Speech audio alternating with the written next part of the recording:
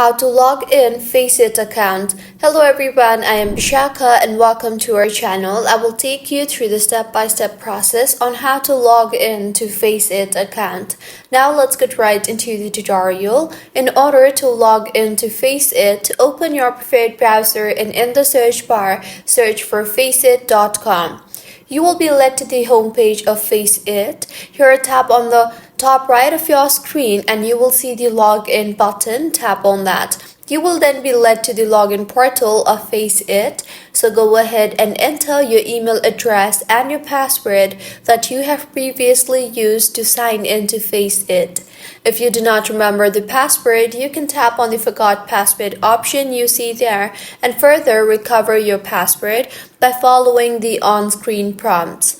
Once you have entered the login credentials, tap on the login button and with this, you will be logged into FACEIT. Just in case if you do not have an account, then you can tap on the create account option and get you a new FACEIT account.